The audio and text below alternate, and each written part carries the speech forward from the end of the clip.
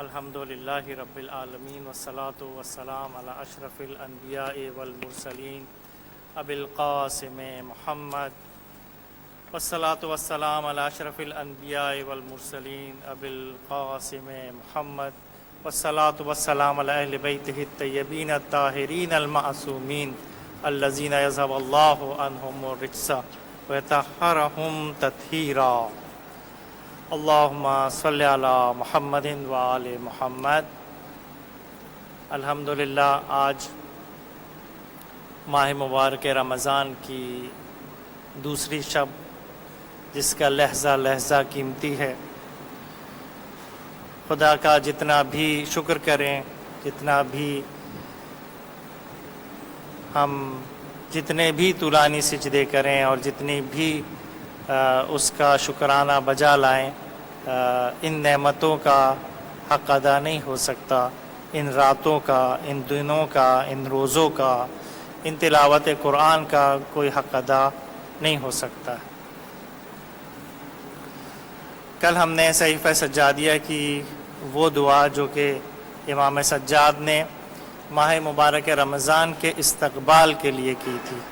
دیکھیں، ماہ مبارک رمضان ایک ایسا وجود ہے کہ جس کو ویلکم کیا جاتا ہے، جس کا استقبال کیا جاتا ہے، اور انشاءاللہ جب ہم اس ماہ مبارک رمضان سے کامیابی کے ساتھ اختتام کر رہے ہوں گے اس مہینے کو، تو پھر اس کو الوداع کیا جائے گا جب ہم بالکل پاک و صاف گناہوں سے ہو جائیں گے، ایسے کہ جیسے ماں کے بطن سے متولد ہوئے ہیں۔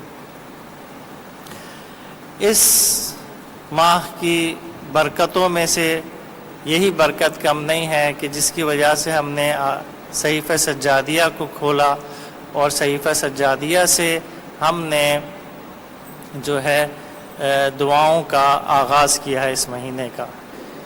یہ بھی اس کی ایک برکت اور رحمت ہے کہ ہم صحیفہ سجادیہ سے مانوس ہو رہے ہیں، زبور آل محمد جسے کہا جاتا ہے۔ اور یہ صحیفہ ایک ایسی منفرد دعاؤں کی کتاب ہے کہ جو نہ آپ سے پہلے اور نہ آپ کے بعد کوئی اس قسم کا مجموعہ لا سکا۔ صحیفہ سجادیہ کی بہت ساری تفصیلات ہیں، انشاءاللہ یہ جو مفتی جعفر حسین صاحب قبلہ نے جو اس کا ترجمہ کیا ہے اور ہم پر بہت بڑا احسان کیا ہے، نہج البلاغہ اور صحیفہ سجادیہ کا ترجمہ، اس کے مقدمے میں بتایا گیا ہے کہ کتنی طرح کی صحیفہ سجادیہ ہیں اور اس پہ کتنی شرح لکھی گئی ہیں، اس پہ کتنی تحقیقات ہوئی ہیں۔ نہ فقط یہ کہ مکتب تشیع کے علماء اس کو مانتے ہیں، بلکہ تمام مسلمانوں کے تمام فرقے جو ہیں وہ اس کتاب کو بہت قدر کی نگاہ سے دیکھتے ہیں، اور اہل سنت کے علماء کا یہ اقرار ہے کہ اگر صحیفہ سجادیہ نہ ہوتی تو ہم مسلمانوں کو خدا کے حضور میں کیسے حاضر ہونا ہے اس کے آداب ہمیں نہ پتہ چلتے۔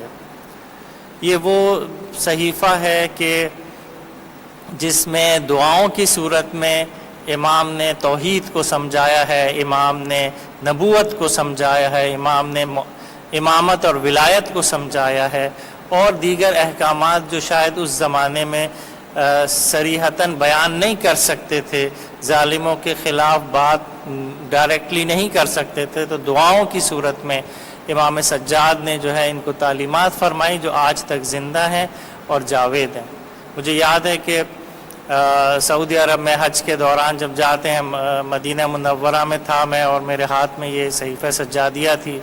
وہاں آپ کو پتہ ہے کہ لوگ گھوم رہے ہوتے ہیں اور وہ پوچھتے ہیں یہ کیا ہے، اور کسی نے کہا کہ وہیں کے کوئی جو اسٹوڈنٹس ہوتے ہیں، طالب علم، پھر وہ اپنے استاد کے پاس مجھے لے کر گیا، تو میں نے صرف ان سے یہ بات کہی کہ آپ لوگ توحید کو بہت زیادہ اہمیت دیتے ہیں، آپ کی فرقے کی بنیادی توحید پر ہے، اور آپ سمجھتے ہیں باقی تمام فرقے جو ہیں نعوذ باللہ مشرک ہیں۔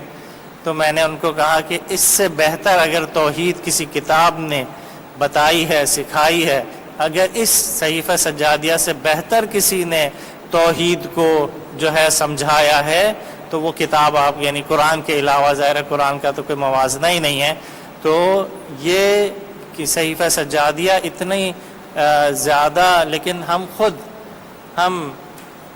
خود جو ہیں وہ اس سے اتنے زیادہ دور ہیں کہ امام کو مانتے ہوئے بھی ہم امام کی ان تعلیمات سے عہدہ برا نہیں ہوتے. ہمیں نہیں معلوم کہ امام نے کیا خزانے ان دعاؤں کی صورت میں ہم تک پہنچائے ہیں، اور ہمارے پاس شاید دوسری کتابوں کا پڑھنے کا ٹائم ہے لیکن ان دعاؤں کو پڑھنے کا وقت نہیں ہے. ظاہر ہے کہ میرے پاس اتنا جو ہے وہ ورنہ شاید 1-2 سیشن خود صحیفہ سجادیہ پر ہونے چاہیے تھے کہ یہ کیا کتاب ہے اور اس میں کیا مطالب ہے. کل جو ہم گفتگو کر رہے تھے وہ یہاں سے ہم نے آغاز کیا تھا کہ جب خداوند متعال چاہتا ہے کہ میرے بندے کسی اور کے در پر نہ جائیں، میرے در پر آئیں، اور جب ہم بندے ہوتے ہوئے ہم چاہتے ہیں کہ ہم صرف خدا کی اطاعت میں رہیں، کوئی گناہ ہم سے سرزد نہ ہو، ہم جو ہیں کسی اور کے سامنے ہاتھ نہ پھیلائیں، صرف خدا کی بارگاہ میں ہوں. تو جب ہم چاہتے ہیں کہ ہم اللہ کے بندے ہو جائیں، جب اللہ چاہتا ہے کہ اس کے بندے اس کی طرف متوجہ ہو جائیں، تو کیا وجہ ہے کہ ہم صرف دعاؤں کو الفاظ تک محدود رکھ لیتے ہیں؟ ہمیں ایسا لگتا ہے کہ بس صرف ظاہری طور پہ تھوڑی دیر کے لیے ہمیں ان دعاؤں کا اثر ہوتا ہے اور پھر اس کے بعد ہم ویسے کے ویسے ہو جاتے ہیں. اس نقطے کو سمجھنے کی ضرورت ہے. یہ ایسے ہی ہے جیسے مثال کے طور پہ ہم بچوں کو مثال کے طور پہ سمجھاتے ہیں کہ اگر ہم ایک میگنیٹ رکھیں اور اس کے ارد گرد ریت ہو، اور ریت کو کہیں کہ ریت کیوں اٹریکٹ نہیں ہو رہی اس میگنیٹ سے، تو وہ ریت ہے، وہ ریت کبھی بھی جو ہے وہ اٹریکٹ نہیں ہوگی. لوہے کے پارٹیکلز، آئرن پارٹیکلز ہوں گے تو وہ کھینچیں گے. ہمارے اندر بھی یہ اس طریقے کے الہی پارٹیکلز تھے. اللہ نے ہمیں اپنی فطرت پر پیدا کیا تھا، کل آیت بھی تلاوت کی تھی، فطرت اللہ. لیکن ان الہی معنوی پارٹیکلز کو جو ہماری روح میں موجود تھے ان کو ہم نے ریت بنا دیا. اب ہم چاہ رہے ہیں کہ ہم خدا سے منسلک ہو جائیں. نہیں ہو سکتا جب تک کہ اپنے اندر ماہوی تبدیلی نہیں لے کر آئیں گے. یہ کیسے ہم اس فطرت سے ایسے کیسے ہو گئے کہ اب خدا کی کوئی چیز ہمیں، نمازیں ہمیں تبدیل نہیں کرتی، دعائیں ہمیں تبدیل نہیں کرتی، عزاداری ہمیں تبدیل نہیں کر رہی، ذکر حسین ہم کو تبدیل نہیں کر رہا، شب داریاں ہمیں تبدیل نہیں کر رہی، شب قدر ہم کو تبدیل نہیں کر رہی. کیوں؟ قرآن نے 3 چیزیں بتائی ہیں کہ 3 عوامل ایسے ہیں جس کی وجہ سے انسان الہی سے مادی ہو جاتا ہے، معنوی سے شیطانی ہو جاتا ہے. یعنی یوں مثال کے طور پہ سمجھیں کہ آئرن پارٹیکل سے ریت بن جاتا ہے.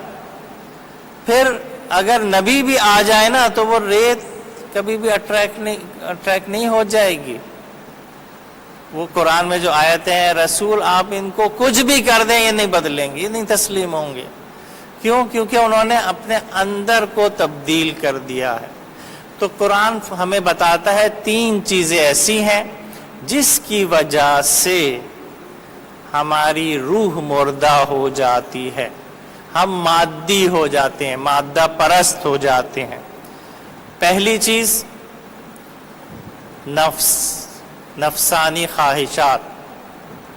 یہ جو میں چاہتا ہوں ہمیشہ میرا نام ہو، میری چیز ہو، میں جو ہمارے اندر ہے، یہ نفسانی خواہشات یہ انسان کو روکتی ہیں الہی بننے سے.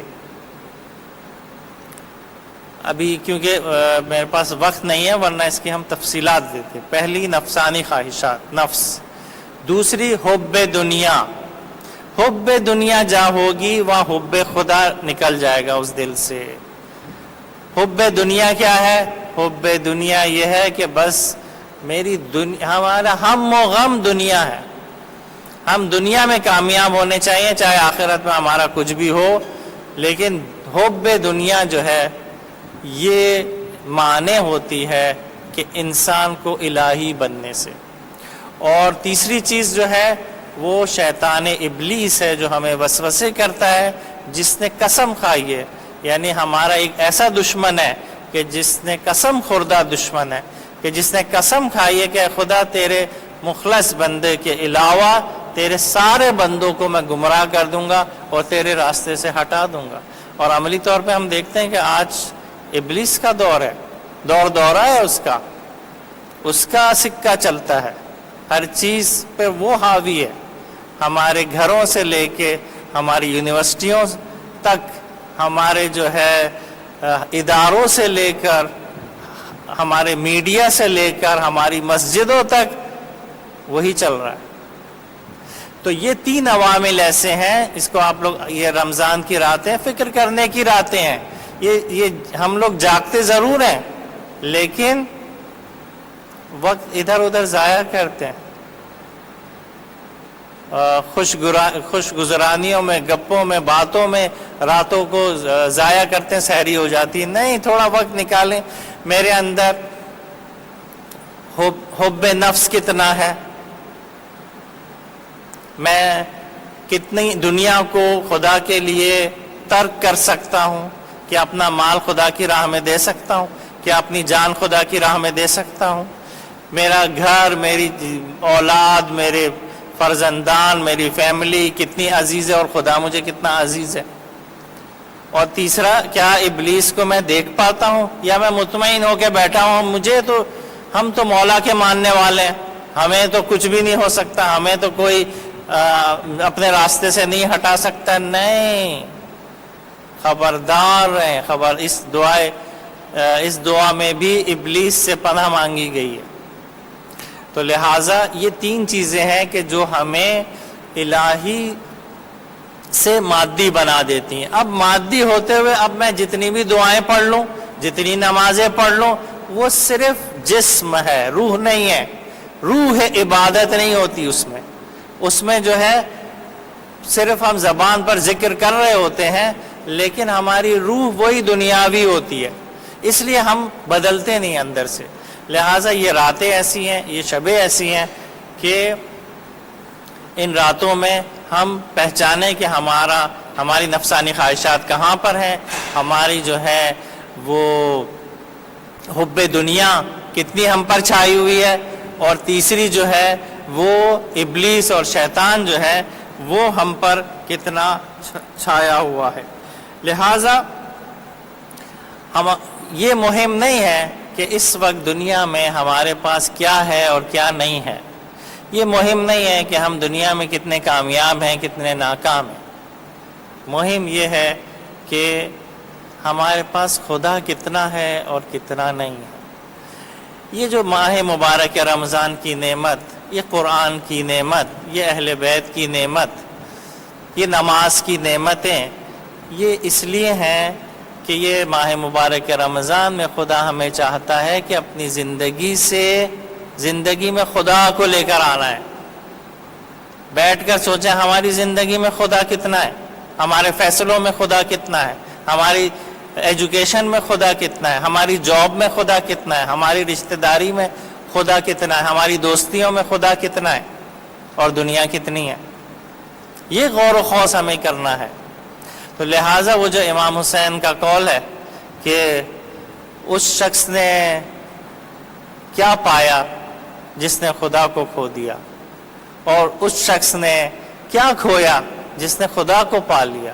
جس کے پاس خدا ہے اس کو چاہے دنیاوی لحاظ سے وہ فقیر، چاہے دنیاوی لحاظ سے اس کے پاس گھر نہیں ہوگا، گاڑی نہیں ہوگی، بینک بیلنس نہیں ہوگا، اس سے کوئی شادی کرنے کو تیار نہیں ہوگا، لیکن اس کے پاس خدا ہے تو سب کچھ ہے اس کے پاس۔ اور اگر دنیاوی لحاظ سے ہم کامیاب ترین انسان ہیں، ہمارے پاس ہر چیز ہے، دنیا کی ہر چیز ایک کامیاب انسان کے پاس جو ہے، ہمارے پاس ہر چیز ہے، لیکن اگر ہمارے پاس خدا نہیں ہے تو کچھ بھی نہیں ہے، یہ دنیا یہیں رہ جائے گی۔ یہ اولاد، یہ گھر، یہ گاڑی، یہ بینک بیلنس، یہ ساری کامیابیاں دنیاوی یہیں رہ جائیں گی۔ ہمارے ساتھ کیا جائے گا؟ ہمارے اعمال کی ارزش، اعمال کو کیسے تولا جاتا ہے؟ اعمال کو ایسے تولا جاتا ہے کہ اس میں خدا کتنا ہے اور دنیا کتنی ہے، خدا کتنا ہے، نفس کتنے ہیں، خدا کتنا ہے، شیطان کتنا ہے۔ تو یہ 3 فیکٹرز ایسے ہیں کہ جس سے ہمیں خبردار رہنا چاہیے: حب نفس، حب دنیا اور ابلیس۔ اگر ان سے ہم دور رہیں گے تو ہمارے اندر وہی الہی فطرت دوبارہ سے زندہ ہوگی، یعنی وہ جو ریت کے پارٹیکلز ہیں وہ دوبارہ سے آئرن بنیں گے، اور جب وہ لوہے کے بنیں گے تو خود بخود خدا کی طرف، میگنیٹ کی طرف کھینچے چلے جائیں گے۔ تو لہٰذا یہ ماہ مبارک رمضان خدا نے اس لیے رکھا ہے، بار بار خدا نے بہت ساری نعمتیں اس لیے رکھی ہیں، یہ دین کا مجموعہ ہے ہی اسی لیے کہ وہ ہمیں ریت نہ بننے دے، وہ ہمیں الہی سے مادی مادی خواہشات میں نہ الجھا دے، ہمیں ہماری معنویات کو زندہ رکھے، ہماری روح کو زندہ رکھے۔ اس کے لیے اس نے ماہ مبارک رمضان دیا ہے، ماہ مبارک رمضان کی نعمت دی ہے کہ اس میں اپنے گناہوں کی طرف کو ذرا سی عبادت کا بھی اتنا بڑا اجر رکھا ہے کہ بس بندہ تو آ جا، بس کسی طریقے سے تھوڑا وقت، پورے سال تو اپنی زندگی پہ لگاتا ہے، اب تھوڑا سا وقت جو ہے اس ماہ مبارک رمضان میں اللہ کی جانب آنا ہے۔ اور یہ ماہ مبارک رمضان میں وہ استعداد رکھی ہے خدا نے، وہ صلاحیت رکھی ہے کہ وہ ہمیں مادی سے، وہ ہمیں دنیاوی سے الہی بنا سکتے، وہ ہمیں دوبارہ سے اپنی فطرت پہ لوٹا سکتا ہے یہ ماہ مبارک رمضان، اور ہم اپنے نفس کے غلام، اپنی دنیا کے بندے ہونے کی بجائے اللہ کے بندے بن سکتے ہیں۔ اسی وجہ سے خداوند متعال نے یہ ماہ مبارک رمضان کا مہینہ رکھا ہے، اور اس میں جو ایک بہت ساری اس کی خصوصیات پر کل بات ہوئی ہے، ایک جو خصوصیت ہے وہ ہے دعا۔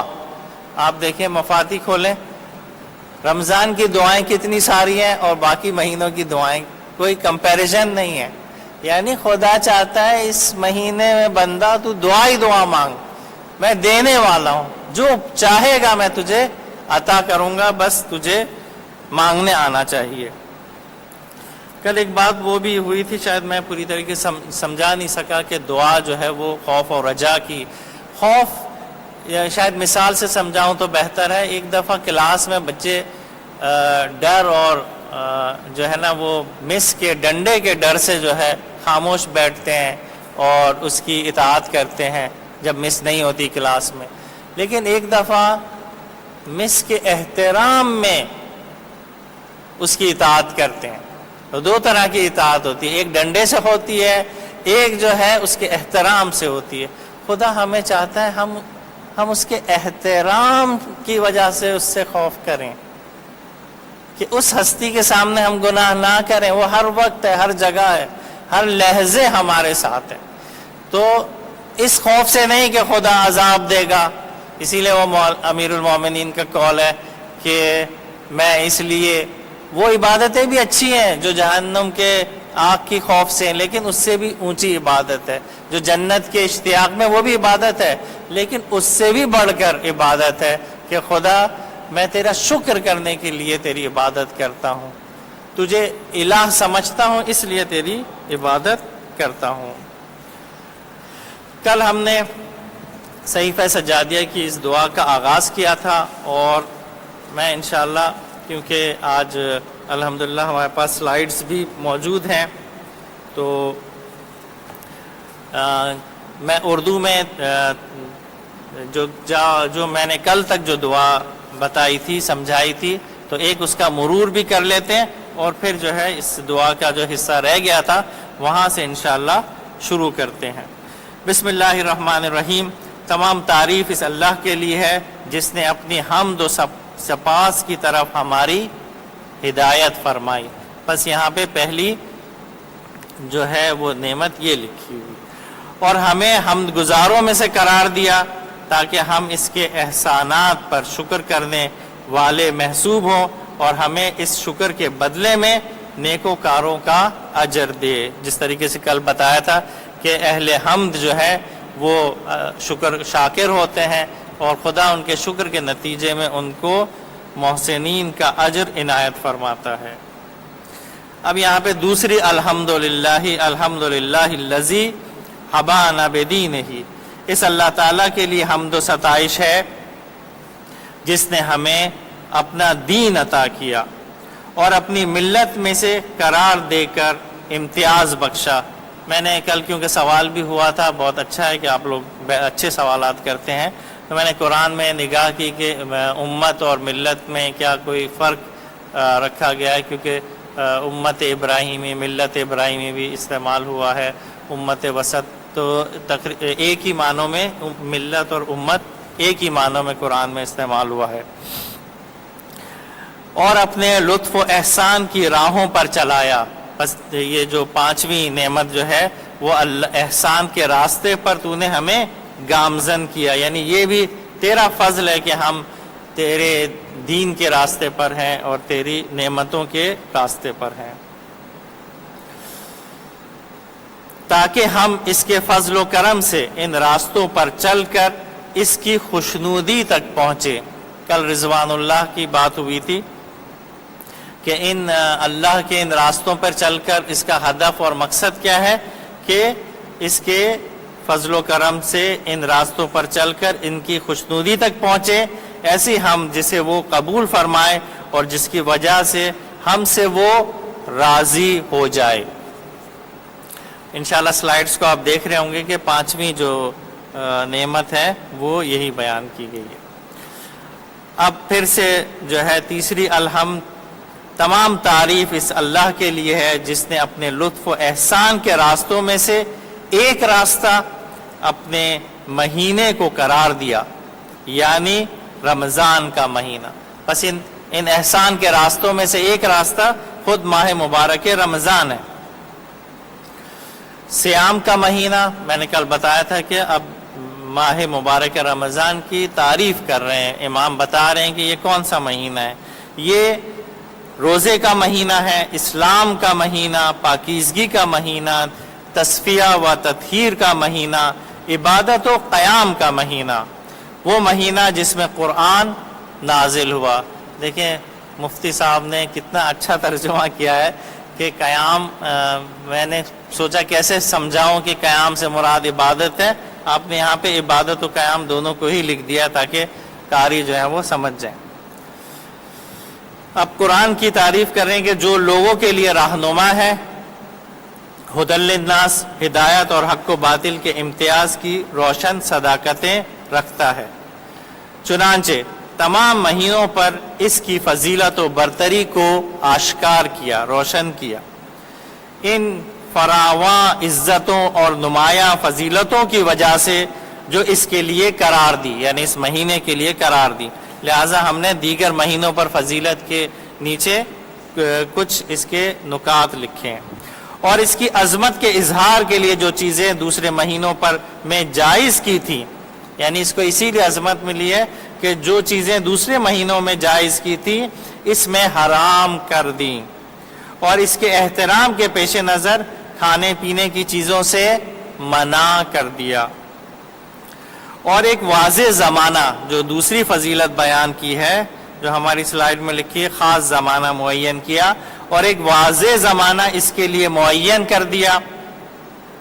خدائے بزرگ و برتر یہ اجازت نہیں دیتا کہ اسے اس کے معینہ وقت سے آگے بڑھا دیا جائے، اور نہ یہ قبول کرتا ہے کہ اس سے مؤخر کر دیا جائے، یعنی اس کا زمان خدا نے مشخص اور واضح کر دیا ہے. تیسری چیز پھر یہ کہ اس کی راتوں میں سے ایک رات کو 1000 مہینوں کی راتوں پر فضیلت دی اور اس کا نام شب قدر رکھا. اب شب قدر کے بارے میں اس رات میں فرشتے اور روح القدس ہر اس امر کے ساتھ جو اس کا قطعی فیصلہ ہوتا ہے اس کے بندوں میں سے جس پر وہ چاہتا ہے نازل ہوتے ہیں۔ وہ رات سراسر سلامتی کی رات ہے جس کی برکت طلوع فجر تک دائم و برقرار ہے۔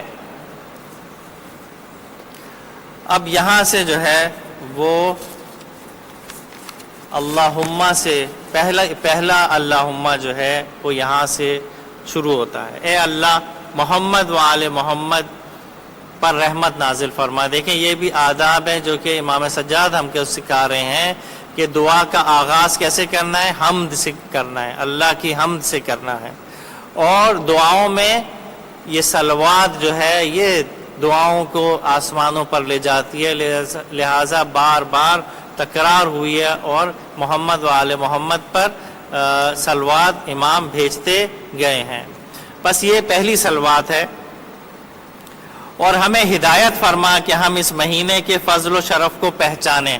کل بتایا تھا کہ ہمیں الہام کر اس کی معرفت کو، اس کی عزت و حرمت کو بلند جانے، اور اس میں ان چیزوں سے جن سے تو نے منع کیا ہے اجتناب کریں، اور اس کے روزے رکھنے میں ہمارے اعضاء کو نافرمانیوں سے روکنے اور ان کاموں میں مصروف رکھنے سے جو تیری خوشنودی کا باعث ہوں ہماری اعانت فرما۔ لہٰذا ہم نے دوسرا پوائنٹ لکھا ہے کہ اس کے روزے میں ہماری مدد فرما کہ ہم تیری معصیت نہ کریں اور تیری اطاعت میں لگے رہیں۔ اب اس کا ہدف کیا ہے؟ یعنی یہ معصیت سے دوری اور اطاعت کرنے سے تاکہ ہم نہ بیہودہ باتوں کی طرف کان لگائیں، نہ فضول چیزوں کی طرف بے محابہ نگاہیں اٹھائیں، نہ حرام کی طرف ہاتھ بڑھائیں، نہ امر ممنوع کی طرف پیش قدمی کریں، نہ تیری حلال کی ہوئی چیزوں کے علاوہ کسی چیز کو ہمارے شکم قبول کریں، اور نہ تیری بیان کی ہوئی باتوں کے سوا ہماری زبانیں گویا ہوں۔ لہٰذا میں نے لکھا ہے کہ کیا طریقہ کار ہے کہ ہم تیری معصیت نہ کریں اور تیری اطاعت کریں۔ جو چیزیں منع کی گئی ہیں وہ ایک جگہ لکھ دی ہیں کہ کان کا گناہ، زبان کا گناہ، آنکھوں کا گناہ، شکم کا گناہ اور اعضاء و جوارح کا گناہ ہم انجام نہ دیں۔ اب اس کے آگے بتا رہے ہیں کہ ہمیں کیا کرنا چاہیے۔ تو امام فرماتے ہیں کہ صرف ان چیزوں کے بجا لانے کا بار اٹھائیں جو تیرے ثواب سے قریب کریں۔ اس لیے میں نے لکھا ہے کہ وہ عمل جو تیرے ثواب سے ہمیں قریب کرے، اور صرف ان کاموں کو انجام دیں جو تیرے عذاب سے بچا لے جائیں۔ یہ دعائیں، یہ نمازیں، یہ طولانی سجدے، یہ تلاوت قرآن، یہ سب اس لیے ہیں کہ تیرے عذاب سے ہم کو دور کر دیں گی۔ پھر ان تمام کاموں کو ریاکاروں کی ریاکاری اور شہرت پسندوں کی شہرت پسندی سے پاک کر دے۔ بس یہ اعمال ہمارے ایسے ہوں جس میں ریاکاری اور شہرت پسندی نہ ہو، اس طرح کہ تیرے علاوہ کسی کو ان میں شریک نہ کریں اور تیرے سوا کسی سے کوئی مطلب نہ رکھیں۔ بس یہ ساری چیزوں کو نچوڑ مولا نے آخر میں کر دیا کہ یہ جو ہم معصیت سے بچیں اور یہ جو ہم تیری اطاعت میں آئیں، ان سارے کاموں اپنے اعضاء کو بچائیں اور یہ سارے نیک کام کریں، ریاکاری سے بچیں اور شہرت پسندی سے بچیں۔ کس لیے؟ تاکہ ہم خالص ہو جائیں، ہمارے اعمال میں سے شرک ختم ہو جائے اور مخلصانہ توحید کے ساتھ ہم تیرے مطیع و پیرو ہو جائیں۔ اب اس کے بعد دوسرا اللہم شروع ہوتا ہے امام کا، جو ہم نے کل بتایا تھا۔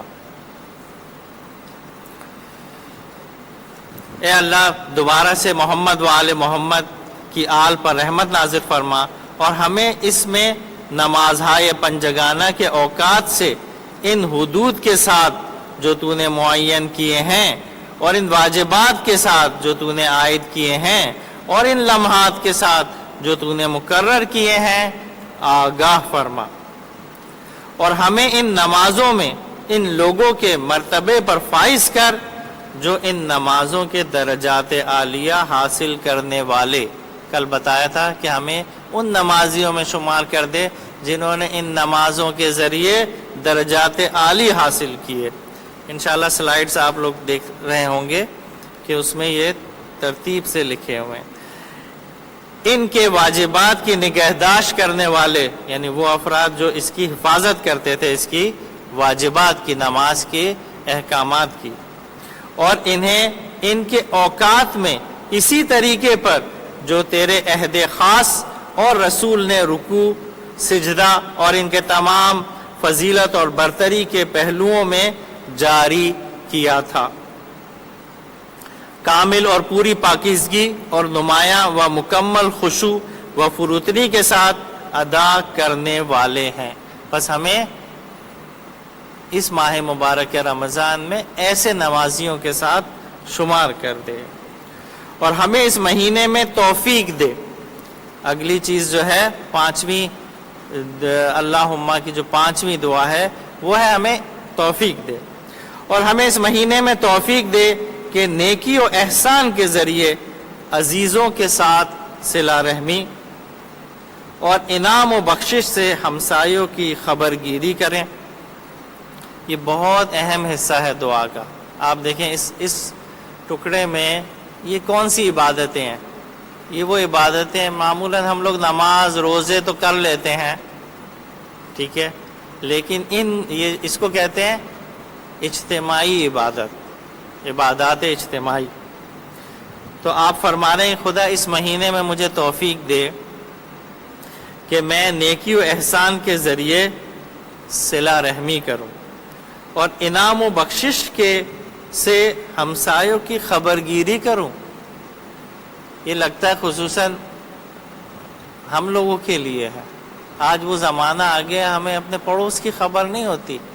امام دعا کر رہے ہیں کہ میں خبرگیری کروں پڑوسوں کی، اور یہ وقت ہے آج یہ جو برا وقت آیا ہے اقتصادی لحاظ سے، ہمیں اپنے پڑوسیوں کی خبرگیری کرنی چاہیے کہ کہیں ایسا تو نہیں کہ ان کے گھر میں کھانا نہیں ہے، ان کے گھر میں کوئی مشکل ہے۔ آج کل کی زندگی ایسی ہو گئی ہے کہ ہم ٹی وی اور جو ہے میڈیا کے ساتھ اتنا وقت گزارتے ہیں کہ ہمیں ہمسایوں کی خبر نہیں، ہفتوں مہینوں تک ہم اپنے ہمسایوں کی شکل بھی نہیں دیکھ پاتے۔ تو شاید امام کی نظر اس زمانے تک تھی، اور انعام و بخشش کے ساتھ۔ امام یہ صرف نہیں کہہ رہے ہمسائے کی خبر گیری، کہہ رہے ہیں، فرما رہے ہیں کہ انعام و بخشش سے ہمسایوں کی خبر گیری کریں۔ آگے فرماتے ہیں اور اپنے اموال کو مظلوموں سے پاک و صاف کریں اور زکوٰۃ دے کر انہیں پاکیزہ و طیب بنا لیں۔ کیا مطلب ہے مظلوموں سے پاک و صاف؟ مطلب یہ کہ ہمارے اموال میں مظلوم کا حصہ ہے، چاہے واجب حصہ ہو یا مستحب حصہ۔ اگر خمس ہے تو وہ کسی اور کا مال ہے جو ہم سمجھ رہے ہیں تو ہمارا ہے، ہم نے کمایا ہے، نہیں، یہ مال امام ہے۔ صدقات، خیرات، یہ غریبوں کی، یہ مظلوموں کی داد رسی ہمیں کرنی ہے، اور خصوصاً اس دور میں ہمیں شاید اندازہ نہیں ہے کہ کیونکہ ہم اپنے گھروں میں رہتے ہیں، ہمیں نہیں پتہ کہ اس وقت کیا صورتحال ہے اس شہر کراچی کی اور پاکستان کے ان غریبوں کی کہ جو روزانہ کماتے تھے اور روزانہ کھاتے تھے۔ جو متوسط طبقہ ہے وہ مشکل میں آ گیا ہے، تو جو پہلے سے مشکل میں طبقہ تھا وہ آج کہاں ہوگا؟ ہمیں اس کا احساس نہیں ہے۔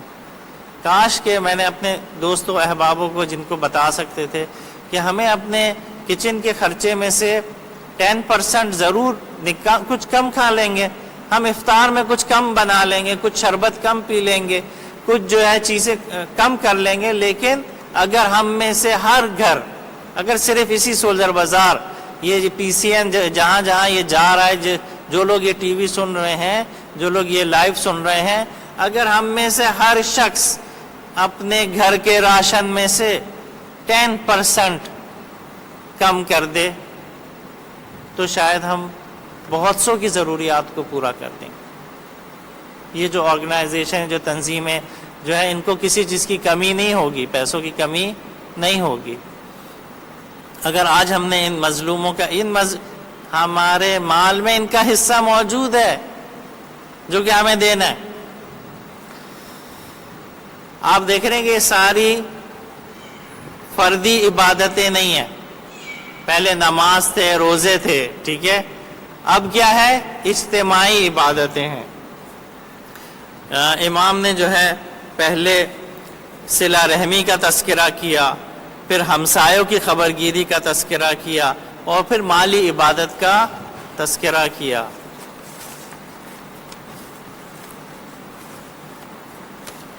اب اس کے آگے بہت اہم جو ہے وہ اس دعا کا حصہ ہے کہ آپ فرماتے ہیں، اور یہ کہ جو ہم سے علیحدگی اختیار کرے اس کی طرف دست مصالحت بڑھائیں۔ پورے سال میں ہم سے کوئی ناراض ہو گیا، بات چیت ختم کر دی، بات چیت بند ہو گئی، رشتہ داروں میں، دوستوں میں، ہمسایوں میں، ٹھیک ہے، جو ہم سے علیحدہ ہو گئے، دور ہو گئے، اس مہینے میں مجھے توفیق عنایت فرما کہ میں دست مصالحت اس کی طرف آگے بڑھاؤں، میں پیش قدمی کروں۔ ہم معمولاً یہ کرتے ہیں جب ناراضگیاں ہو جاتی ہیں، وہ بھی تو ہمیں نہیں بلا رہا تو ہم بھی نہیں بلا رہے، وہ بھی تو بات نہیں کر رہا ہم بھی بات نہیں کر رہے۔ نہیں، پہل کرنی ہے، خدا کو پسند ہے یہ پیش قدمی سے وہ جو ریت کے پارٹیکلز ہیں نا، وہ آئرن کے پارٹیکلز بنیں گے، تب ہم خدا سے نزدیک ہو پائیں گے۔ اگر اپنے میں یہ تبدیلیاں نہیں لائیں گے تو ایسے کئی رمضان گزرے اور بھی کئی رمضان گزر جائیں گے۔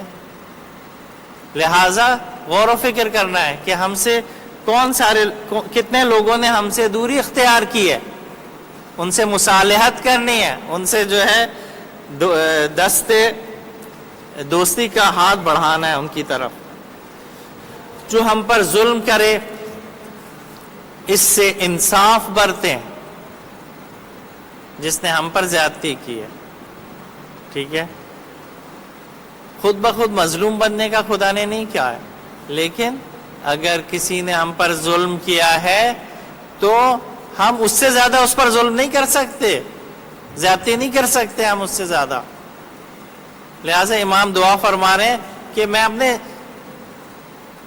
رشتہ داروں اور اپنے دوستوں احبا کے ساتھ تو انصاف کروں ہی کروں، اپنے ظالم کے ساتھ، جس نے مجھ پر زیادتی کی ہے، جس نے مجھ پر جو ہے ظلم کیا ہے، اس پر بھی میں اس کے ساتھ بھی انصاف کروں۔ جو ہم سے دشمنی کرے اس سے صلح و صفائی کرے۔ جو ہمارا تین چیزوں کے مولا تذکرہ کر رہے ہیں، ایک وہ جو ہم سے علیحدہ ہو گئے ہیں، ٹھیک ہے، مصالحت کریں، کبھی کبھار کوئی لڑائی ہو جاتی ہے، ایک دوسرے کو معاف کر دیں، اگر میری چیز اس پہ نکلتی ہے، اس کی چیز مجھ پہ نکلتی ہے، معاف کر کے مصالحت کر کے آگے چلیں۔ دوسرے وہ لوگ جنہوں نے ظلم کیا ہے ان پہ بھی میں انصاف کروں، ظلم نہ کروں۔ تیسرے جو دشمن ہے وہ دشمنوں سے بھی میں دشمنی کو ختم کروں، صلح و صفائی کروں۔ اب آگے امام فرما رہے ہیں الا سوائے، ابھی عربی پڑھنے کا وقت نہیں ہے ورنہ جو ہے وہ اپنے دشمن کے ساتھ صلح و صفائی کروں، مگر اس کے جس سے تیرے لیے اور تیری خاطر دشمنی کی گئی ہو۔ تیری خاطر جس سے دشمنی کی ہے اس سے صلح و صفائی نہیں ہو سکتی۔ کیوں؟ کیونکہ وہ خدا کا دشمن ہے، وہ نبی کا دشمن ہے، اس سے صلح و صفائی نہیں ہو سکتی۔ یہ امام فرما رہے ہیں کہ میں دشمن سے مجھے توفیق دے صلح و صفائی کا، سوائے اس دشمن کے جس سے میں نے دشمنی تیری خاطر کی ہے۔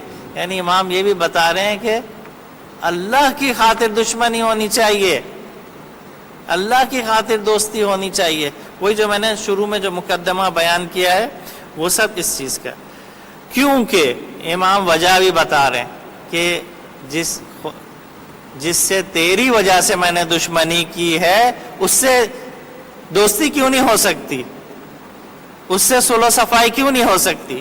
کیونکہ وہ ایسا دشمن ہے جسے ہم دوست نہیں رکھ سکتے، اور ایسے گروہ کا فرد ہے جس سے ہم صاف نہیں ہو سکتے۔ یہاں پہ حزب شیطان کا ورڈ استعمال ہوا ہے۔ اب اس وقت دعا میں بس اس کا مطلب امام کیا بتا رہے ہیں؟ امام بتا رہے ہیں عبادت اجتماعی یہ بھی مہم ہے۔ کہا گیا ہے کہ لوگوں کو اگر ان کے دین کو دیکھنا ہے، یہ مت دیکھو کتنی لمبی نمازیں پڑھتے ہیں، کتنی جو ہے نا راتوں کو دعائیں کرتے ہیں، کتنے بڑے بڑے سجدے کرتے ہیں، یہ دیکھو کہ معاملات میں کیسے ہیں۔ یہ پورا فیز جو ہے آپ دیکھیں ساری عبادت اجتماعی ہے۔ صلہ رحمی کے بعد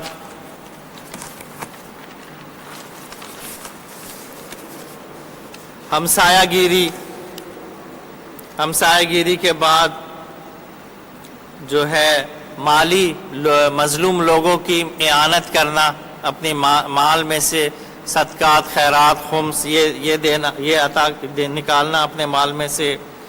جو لوگ ہم سے ناراض ہو گئے ہیں، علیحدہ ہو گئے ہیں، ان سے مصالحت کرنا، جنہوں نے ہم پہ ظلم کیا ہے ان سے انصاف کرنا، اور جو ہمارے دشمن ہیں ان سے صلح و صفا کرنا، سوائے وہ دشمن کے جس کی دشمنی ہم نے خدا کی وجہ سے کی ہے، ان سے دوستی نہیں ہو سکتی۔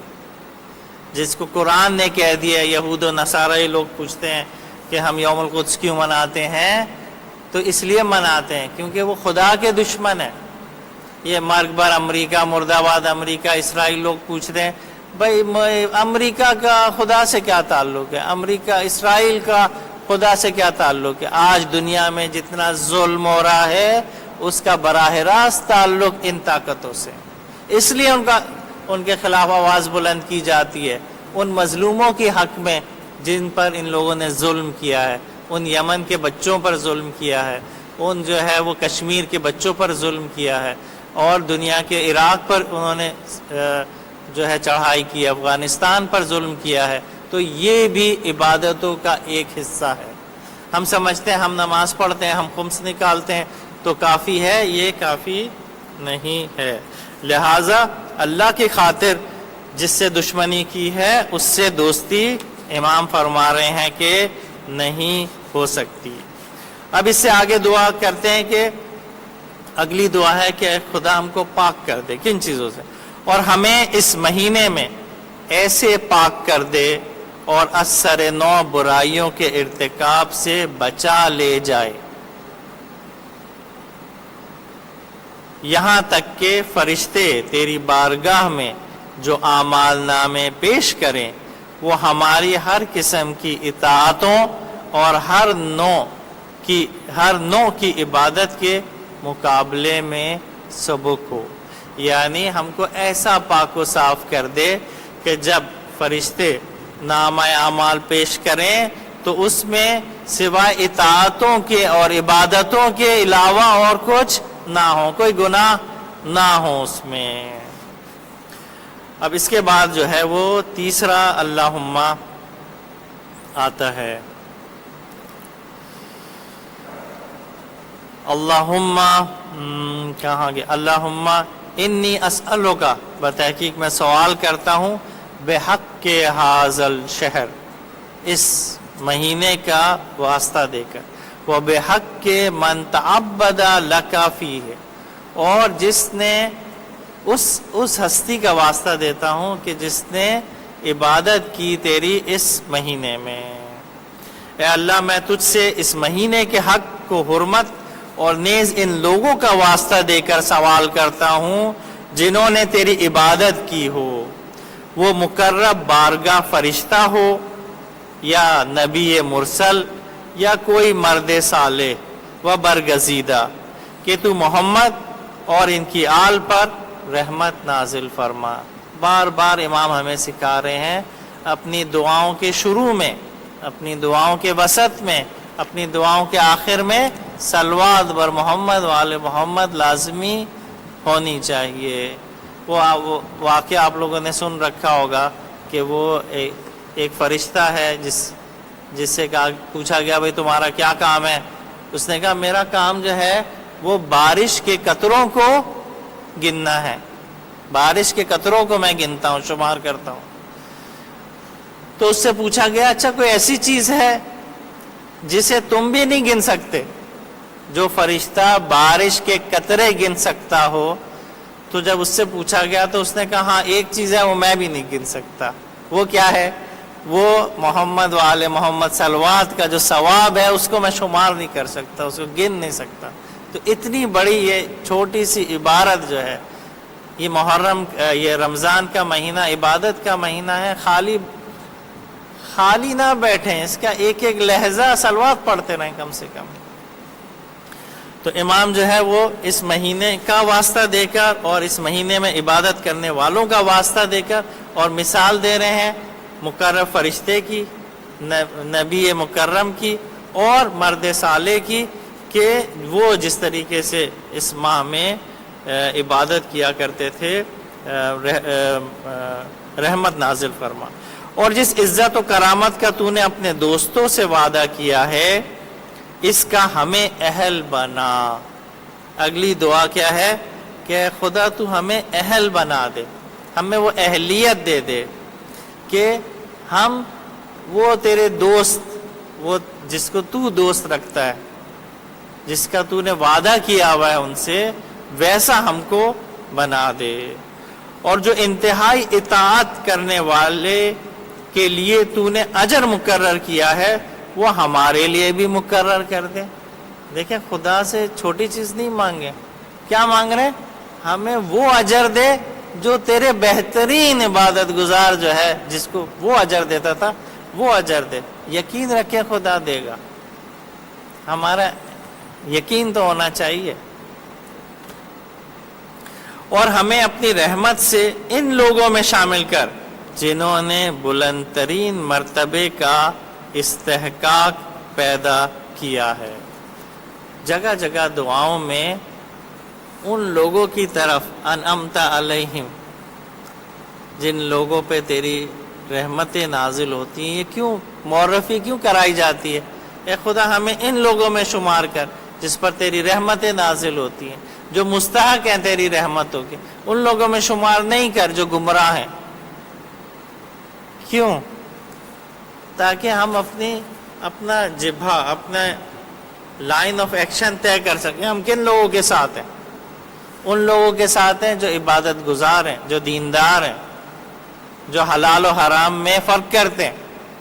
ان لوگوں کے ساتھ نہیں جن کو فرق نہیں پڑتا، حرام ہے تو اچھا ٹھیک ہے حرام ہے، میوزک سننا حرام ہے ٹھیک ہے سن، نہیں ہم ان لوگوں کے ساتھ نہیں ہیں، ہم اس پارٹی کے لوگ نہیں ہیں۔ قرآن میں کہتے ہیں دو ہی پارٹی ہیں، یا حزب اللہ ہے یا حزب شیطان ہے۔ یہ جو اس دعا میں حزب شیطان کا بھی ذکر ہے کہ خدا میری اس سے دشمنی، اس سے میں صلح نہیں کر سکتا، دوستی نہیں کر سکتا جس سے تیری خاطر جس سے میں نے دشمنی کی ہے، وہ کیا ہے؟ وہ حزب شیطان ہے۔ تو مجھے حزب دیندار لوگوں میں، حزب اللہیوں میں شمار کر، ان لوگوں میں شمار نہیں کر جو حزب شیطان کے ساتھ ہیں۔ پس اہلیت مانگی، اجر مانگا اور ان لوگوں کا ساتھ مانگا کہ جو مستحق ہیں تیرے، جو مطیع ہیں تیرے اور جو تیرے ولی ہیں۔ اب دوبارہ سے اللہم سے شروع کرتے ہیں۔ اے اللہ محمد اور ان کی آل پر رحمت فرما اور ہمیں اس چیز سے بچائے رکھ کہ ہم توحید میں کج اندیشی، اب دیکھیں کن کن چیزوں سے بچنے کی دعا مانگ رہے ہیں امام۔ اے خدا ہماری توحید کو شرک سے بچا، اے خدا ہماری حمد کو، ہم جو تیری حمد کرتے ہیں اس میں کوئی کوتاہی نہ ہو، اے خدا ہمارے دین میں کوئی شک نہ ہو، اے خدا تیرے راستے میں ہمیں نابینائی نہ ہو، ہم دیکھ نہ سکیں، نہیں ہمیں نگاہ دے، تیرے احترام میں ہم سے کوئی غفلت نہ ہو، اور تیرے دشمن یعنی شیطان سے ہمیں دھوکہ نہ ملے، اور ہمیں اس چیز سے بچائے رکھ کہ ہم توحید میں کج اندیشی، تیری تمجید بزرگی میں کوتاہی، تیری حرمت سے لاپرواہی کریں، اور تیرے دشمن شیطان مردود سے فریب خوردگی کا شکار ہوں۔ یہ میں نے اس لیے پڑھ دیا کہ کچھ ترجمے میں 2-4 چیزیں مس ہو گئی ہیں، اس لیے میں نے پوری لکھ دی آپ لوگوں کے لیے۔ اب اس کے بعد جو ہے وہ امام پھر ایک 5ویں اللہم آتی ہے کہ اے اللہ محمد و آل محمد پر رحمت نازل فرما، اور جبکہ اس مہینے کی راتوں میں ہر رات میں تیرے کچھ ایسے بندے ہوتے ہیں جنہیں تیرا عفو و کرم آزاد کرتا ہے، وہ خوش نصیب بندے جنہیں تیری مغفرت ہوتی ہے، تو ہمیں بھی انہی بندوں میں داخل کر، اور اس مہینے کے بہترین اہل و اصحاب میں قرار دے۔ پس امام دعا کر رہے ہیں کہ مجھ کو اس مہینے میں جن لوگوں کی تو نے توبہ قبول کی ہے اور جو اس مہینے کے اہل اور اصحاب ہیں ان میں مجھ کو شامل کر دے۔ اگلی جو اللہم ہے، اے اللہ محمد و آل محمد پر رحمت نازل فرما، اور اس امام فرما رہے ہیں جیسے چاند اس مہینے میں گھٹتا چلا جائے گا 14 تاریخ کے بعد، اور جیسے اس ماہ کے دن ختم ہوتے جائیں گے ایسے ہمارے گناہوں کو بھی ختم کر دے، جیسے جیسے جو ہے وہ مہینہ ختم ہوتا جا رہا ہے ایسے ایسے ہم کو بھی گناہوں سے پاک کر دے، اور اس چاند کے گھٹنے کے ساتھ ہمارے گناہوں کو بھی محو کر دے، اور جب اس کے دن ختم ہونے پر آئیں تو ہمارے گناہوں کا وبال ہم سے دور کر دے، تاکہ یہ مہینہ اس طرح تمام ہو کہ ہمیں خطاؤں سے پاک اور گناہوں سے بری کر چکا ہو۔ اس کے بعد پھر ایک صلوات آتی ہے، اللہ محمد و آل محمد پر رحمت نازل فرما، اور اس مہینے میں اگر ہم حق سے منہ موڑیں تو ہمیں سیدھے راستے پر لگا دے، اور کج روی اختیار کریں تو ہماری اصلاح فرما دے، اور اگر تیرا دشمن شیطان ہمارے گرد احاطہ کرے تو تو ہمیں اس کے پنجے سے چھڑا دے۔ اب یہاں سے جو ہے بہت ہی اچھے الفاظ ہیں، انشاءاللہ آپ لوگ سب صحیفہ سجادیہ اس بہانے سے کھولیں گے۔ میرے پاس ٹائم نہیں ہے کہ میں اس عربی کو پڑھوں کیونکہ وقت تقریباً ختم ہو چکا ہے، لیکن یہاں سے دعا کے بہترین الفاظ، اس پوری دعا کا شاید بہترین حصہ مجھے یہ لگا ہے۔ اللہم اشحن ہو بے عبادتنا ایاک، بار الہ اس مہینے کا دامن ہماری عبادتوں سے جو تیرے لیے بجا لائی گئی ہوں بھر دے، ہمیں عبادتوں کی توفیق دے دے، اور اس کے لمحات کو ہماری اطاعتوں سے سجا دے، اور اس کے دنوں میں روزے اور اس کی راتوں میں نمازیں پڑھنے، تیرے حضور گڑ گڑانے، تیرے سامنے عجز و الحاق کرنے، اور تیرے روبرو ذلت و خواری کا مظاہرہ کرنے، ان سب میں ہماری مدد فرما۔ بس امام بتا رہے ہیں دن میں کیا کرنا ہے، رات میں کیا کرنا ہے۔ دن میں روزے رکھنے ہیں، رات میں نمازیں اور گڑ گڑانا ہے۔ صرف دل میں نیت ہونا کافی نہیں ہے، عمل بھی ساتھ ساتھ، عمل اور نیت خالص دونوں مل کے جو ہے پرواز کرتے ہیں، کوئی ایک چیز اور دوسری چیز نہ ہو تو اس کا اثر نہیں ہوتا۔ ان سب میں ہماری مدد فرما تاکہ اس کے دن ہمارے خلاف غفلت کی اور اس کی راتیں کوتاہی اور تقصیر کی گواہی نہ دیں۔ پس یہ شہادت دیتے ہیں، شہادت وہ دیتا ہے جو زندہ ہو، ایک جو حس کرتا ہو نا۔ اس کا مطلب ہے کہ اس ماہ مبارک رمضان بھی ایک زندہ موجود ہے، جس کے دن اگر ہم نے کچھ عمل نہیں کیا، جس کے دن ہماری غفلت کی گواہی دیں گے، اور جس کی راتیں بھی ہماری کوتاہی کی گواہی دیں گے، لہٰذا اس ماہ کے دن اور رات دونوں میں ہمیں عبادت کرنی ہے۔ اے اللہ تمام مہینوں اور دنوں میں جب تک تو ہمیں زندہ رکھے ایسا ہی قرار دے دے۔ صرف اس مہینے کی دعا نہیں مانگ رہے امام، کہہ رہے اس مہینے کی طرح سارے مہینے ایسے ہی کر دے، ہم تیری اطاعت میں رہیں اور معصیت سے دور رہیں، اور ہمیں ان بندوں میں شامل فرما جو فردوس بری کی زندگی کے ہمیشہ ہمیشہ کے لیے وارث ہوں گے، یعنی اہل بیت اطہار، ائمہ اطہار اور اولیاء خدا۔ اب کیونکہ آخری دعا کے آخری کلمات ہیں، تو لہٰذا دیکھیں امام کس طریقے سے اپنی دعاؤں کو اینڈ کرتے ہیں کہ ہمیں پوری زندگی ہماری، جب تک تو نے ہمارے لیے زندگی لکھی ہے، ہمیں یہی ساری جو اوپر سب کچھ مانگا گیا ہے وہ ہمیں تا دم مرگ ہمیں عنایت کر، اور جو ہے ہمیں ان لوگوں کے ساتھ شامل کر دے جو جنت کے وارث ہیں، اور وہ کہ جو کچھ وہ خدا کی راہ میں دے سکتے ہیں دیتے ہیں، پھر بھی ان کے دلوں کو کھٹکا لگا رہتا ہے کہ انہیں اپنے پروردگار کی طرف پلٹ کر جانا ہے۔ یہ صفات بیان کر رہے ہیں ان اولیاء خدا کی کہ جو اپنا سب کچھ دینے کے بعد بھی یہ خوف رکھتے ہیں کہ شاید کچھ کمی رہ گئی، شاید ہم سے کوئی کوتاہی نہ ہو گئی ہو، شاید کچھ چیزیں رہ گئی ہیں، تب بھی جو ہے وہ یوم آخرت کے حساب سے ان کے رونگٹے کھڑے ہوتے رہتے ہیں۔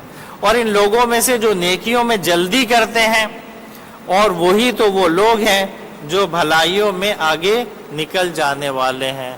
السابقون السابقون اولئک المقربون، جو نیکیوں میں تیزی کرتے ہیں۔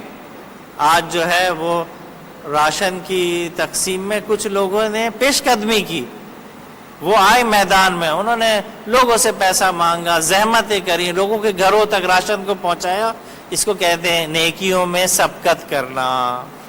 اور آخری جو جملہ ہے دعا کا، اللہم صلی علی محمد وآل محمد فی کل وقت وکل آوان وعلی کل حال، اے اللہ درود بھیج محمد وآل محمد پر، اور ہر گھڑی اور ہر حال میں اس قدر رحمت نازل فرما جتنی تو نے کسی پر نازل کی ہے، اور ان سب رحمتوں سے دگنی چگنی، یعنی 4 برابر، 2 برابر نہیں 4 برابر، کہ جسے تیرے علاوہ کوئی شمار نہ کر سکے۔ دیکھیں کیا طلب کرنے کی، دعا مانگنے کی کیا چیزیں ہمیں آداب سکھا رہے ہیں۔ بے شک تو جو چاہتا ہے وہی کرنے والا ہے۔ اگر خدا ہماری قسمت بدلنا چاہے، اگر ہمیں الہی بنانا چاہے، تو یہ بہترین راتیں ہیں اور یہ بہترین دن ہے۔ خدا کو اپنے روزے دار بہت پسند ہیں، اور لیکن وہ کہتے ہیں نا کہ فاعل میں نقص نہیں ہے، یعنی خدا تو دینا چاہتا ہے، جیسے بارش سب پہ برستی ہے، لیکن قابل یہ جو ہم لوگ ہیں ہمارے پاس اس سے لینے کا ظرف نہیں ہے۔ اگر ظرف اتنا ہے تو بارش کا پانی اتنا سا آئے گا، اگر حوض ہے تو حوض جتنا پانی آئے گا۔ تو ہمیں اپنی ظرفیت بڑھانی ہے، اپنے اوپر کام کرنا ہے۔ وقت نہیں بچا، ورنہ جو ہے ہم خطبہ شعبانیہ کے انشاءاللہ آپ لوگ خود مفاتی کھولیں گے، اس میں خطبہ شعبانیہ لکھا ہوا ہے۔ کل جہاں تک میں نے پڑھایا تھا اس کے بعد رسول اللہ نے اس میں عملی اقدامات بتائے ہیں کہ اس مہینے میں کیا کیا کرنا ہے۔ طولانی سجدے کرنے ہیں، یتیموں کا خیال رکھنا ہے، اس مہینے میں انفاق کرنا ہے، اس مہینے میں نمازیں ہیں، اس مہینے میں روزے ہیں، اس مہینے میں گناہ سے دوری اختیار کرنی ہے۔ وآخر دعوانا ان الحمدللہ رب العالمین۔ کیا ماہ رمضان دوسرے ادیان آسمانی میں بھی اہمیت رکھتا ہے؟ پہلا سوال ہے کہ کیا ماہ رمضان دوسرے ادیان آسمانی میں بھی اہمیت رکھتا ہے؟ اصل میں یہ ادیان جو ہے ظاہر ہے کہ یہ اصل میں تو انبیاء کی طرف سے آئے تھے، لیکن ان کی شکلیں بدل گئی اور مسیحیت کو جو ہے رہبانیت کی طرف لے جایا گیا اور بالکل ہی جو ہے وہ اس کو دنیا سے دور کر دیا۔ لیکن کسی نہ کسی حوالے سے روزے کا کانسیپٹ جو ہے وہ مسیحیت میں ہے، دوسرے مذاہب میں ہے، اور یہ وہی باقیات ہیں جو کہ اصل ادیان کی تھی جو باقی رہ گئی ہیں۔ تو اب سے نزدیک ثواب سے نزدیک کرتے ہیں۔ ثواب سے کیا مراد ہے؟ کیا ہمیں کوئی خزانہ ملے گا، انہیں ملیں گی، جنت کے باغات ملیں گے، یا کچھ اور مطلب ہے؟ خوب پوچھا گیا ہے کہ ثواب سے نزدیک کرتے ہیں، ثواب سے کیا مراد ہے؟ کیا ہمیں کوئی خزانہ ملے گا، حوریں ملیں گی، جنت کے باغات ملیں گے، یا کچھ اور مطلب ہے؟ خوب ثواب ہر وہ چیز جو کہ خدا ہمارے جس سے وہ اعمال جو جس سے خدا راضی ہوتا ہے، اس کے بدلے میں جو ہمیں عطا کرتا ہے، وہ سب کچھ ثواب ہے۔ خوب تو حوریں بھی ملیں گی، جنت بھی ملیں گی، سب کچھ ملے گی، لیکن انسان کی جو فطرت ہے نا، خدا نے ایسی بنائی ہے کہ اس کو خدا ہی ارضا کر سکتا ہے۔ ہماری پیاس، ہماری وہ ساری چیزیں ضرور ہیں اور ضرور ملیں گی، اور وہ ضرور قابل ارزش ہے، جنت بھی قابل ارزش ہے۔ اسی طریقے سے دنیا، ایسا نہیں ہے کہ ہمیں جو ہے ترک دنیا کا کہا گیا ہے، نہیں، دنیا کے لیے ہمیں کوشش کرنے کا کہا گیا ہے تاکہ ہم اپنی زندگی کو، دنیاوی زندگی کو بھی بہتر کریں، لیکن یہ ہمارا ہدف نہیں ہے، یہ وسیلہ ہے، یہ وسیلہ ہے آخرت کو بہتر کرنے کا۔ یہ دنیا کے لیے کوشش کریں، لیکن جتنی دنیا کے لیے ضرورت ہے، یہ نہیں کہ آخرت کو بالکل بھول جائیں اور صرف دنیا کمانے میں لگ جائیں، اور یہ بھی نہیں ہے کہ صرف عبادتوں میں لگ جائیں اور اپنے واجبات جو دیگر واجبات ہیں، جو چیزیں ہم پر لوگوں کی ہم پر واجب ہے، نان و نفقہ ہم کو تہیا کرنا ہے، تو ہم اس کے لیے کوشش نہ کریں، تو یہ بھی صحیح نہیں ہے۔ تو جنت بھی ملے گی، حوریں بھی ملیں گی، اور قرآن میں جو جو وعدے کیے گئے ہیں وہ سب ملیں گے۔ لیکن وہی امام حسین کا قول جو میں نے شروع میں تلاوت فرمایا تھا کہ جس میں خدا ہے وہی ہمارے لیے بہتر ہے۔ کیا دنیا میں ناکامی بالکل اہم نہیں ہے؟ عالم دنیا کی کامیابی کو کتنی اہمیت ہے؟ کیا دنیا میں ناکامی بالکل اہم نہیں ہے؟ اور مصائب دنیا کی کامیابی کو کتنی، عالم ظاہر نے لکھا ہے، عالم دنیا کی کامیابی کو کتنی اہمیت ہے؟ دیکھیں، ہمیں اس بات کو سمجھنے کی ضرورت ہے کہ یہ دنیا، کسی نے یہ نہیں کہا ہے کہ یہ دنیا میں کوئی مشکل نہیں آنے والی، کوئی مصیبت نہیں آنے والی، اور نہ یہ کہا گیا ہے کہ صرف مشکلیں ہی مشکلیں آئیں گی، نہیں۔ اس دنیا کو خدا نے اسباب و مسببات کے تھرو بنایا ہے، یعنی اس دنیا میں مشکلیں بھی آئیں گی، آسانیاں بھی آئیں گی۔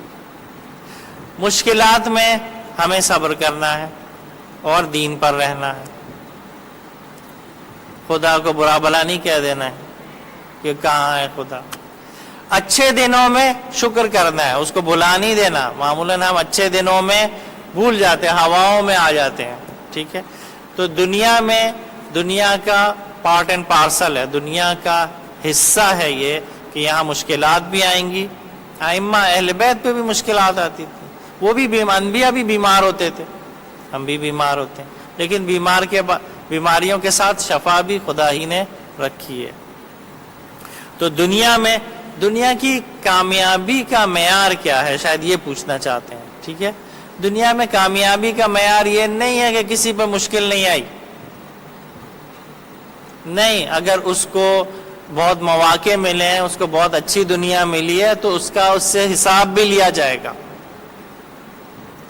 اور دنیا وہ شخص جو ہے جس کے پاس مصیبتیں ہیں، مشکلات ہیں، تو وہ اللہ اس سے راضی نہیں ہے، اسی لیے اس کو اتنی مشکلات دیتا ہے، ایسا نہیں ہے۔